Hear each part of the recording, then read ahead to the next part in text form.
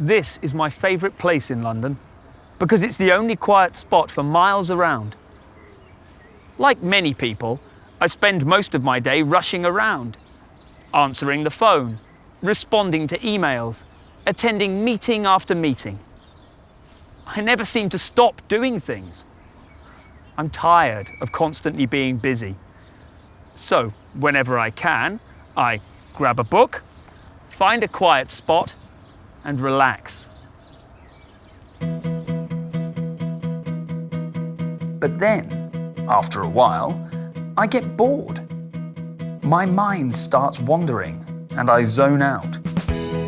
So I swap my book for my phone and go online. Then I check my emails, and before I know it, I'm working again.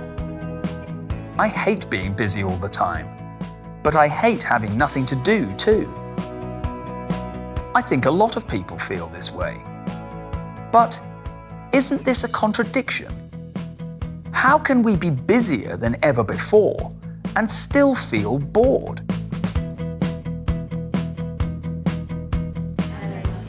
The first answer is that while we may all feel a lot busier, statistics show that we actually work a lot less than we used to. In Germany, for example, people work 41% fewer hours than they did in 1950. In the Netherlands, people work 40% fewer hours. In the UK, people work 24.6% fewer hours. And even in the USA, where working hours are generally longer than in Europe, the average employee spends 10% less time working than they did 65 years ago. So why do we feel busier? One reason might be that the boundaries between our home life and our work life are blurred. In 1950, most people worked in workplaces. So when they were at work, they worked. And when they were at home, they didn't. Today, many of us end up working at home in the evenings, even when we've spent a full day in the office. And that's if we work in an office at all. Technology means that more and more of us can work from home. So when we're at work, we're at home. And when we're at home, we're at work. Although we're working less, we never really switch off. So we feel busy all the time. And because we're used to feeling busy all the time, we get bored easily. In fact, the modern concept of boredom is relatively recent. The word itself first appeared in the Charles Dickens novel Bleak House in 1852.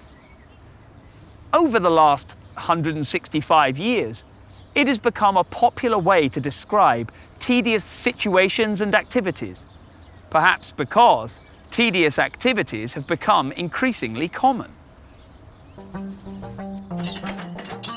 Before the 19th century, most people's jobs were physically demanding. However, the Industrial Revolution created factories and production lines. These production line jobs were usually very, very repetitive, and as a result, boring.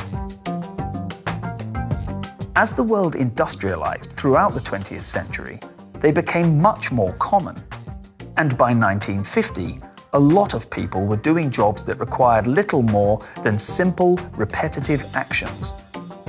As a result, boredom became a very common problem. But then, towards the end of the 20th century, the internet arrived. Many people still had boring jobs. They had just swapped the conveyor belt for a computer. But between dull spreadsheets and uninspiring pie charts, they could access all kinds of things, from serious news stories to funny animal videos. Today, thanks to faster internet speeds and mobile technology, we now have access to instant entertainment wherever we are. But does this mean the end of boredom? Well, no. In fact, many experts say we are more easily bored than ever before. The internet allows us to move quickly from website to website, so the minute we become bored with something, we can change.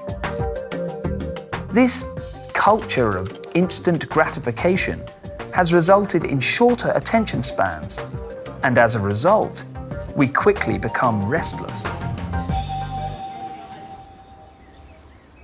Today, most of us work fewer hours and have more fun things to occupy our time.